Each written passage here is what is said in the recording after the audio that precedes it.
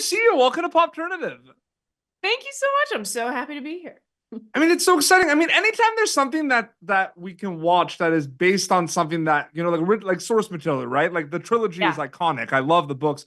What is your kind of like relationship with the original source material? Do you leave it alone? Do you use it as research? Like, I'm curious about that. Oh God, yes. I always research and I love reading everything. And Tony DiTerlisi, Tony D, as we call him, he is obviously a part of this iteration as well. So it was so fun just like mining him for more information when we got to moments where I'm like, what do you think is actually happening here? Or what were you dealing with and working through when you wrote this part for her? It was so helpful and so fun.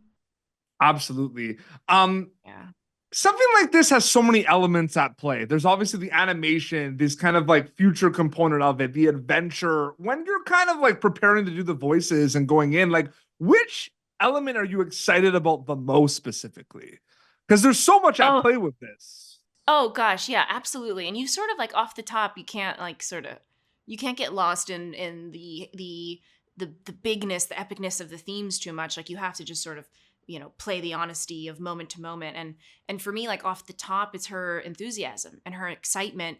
And, those like first moments where she's practicing how she's going to interact with humans. I just like fell in love with her. And I loved the idea of what would that look like if you lived in a vacuum in solitude and you were, you had no idea what social norms look like. So you could just, unabashedly practice and get excited and feel excited about what was to come, like that optimism and hopefulness of at that age at 16. It was so fun to tap into that.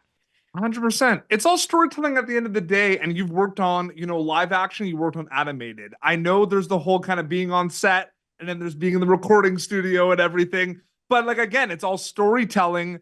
What is that like for you? Like, is it different? Is it the same mindset? Does it depend maybe on the project? Maybe some are similar. Like, I'm just curious about that for you. Oh, what a great question. Yeah, this is my first time leading an animated show, and I mean, hell of a show to start with because it's just such the source material and the epicness and the trilogy of it and the company with such a history and of excellence. I did not want to drop the ball.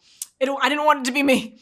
And so, I honestly thought like, well, I'll have to approach this a lot like I do on camera stuff. And I did off the top with that, like working with my acting coach and trying to like build it out as much as we knew off the top. Obviously it changed so much as we went. And at that point you're sort of a part of the machine, but there is also like the physical preparation element of it. And it was a big toll on my voice. And it was so fun to learn how to keep up and how to train my voice in this way, and a surprisingly physical job. And yeah, it's just a pure joy, like just getting straight to the play.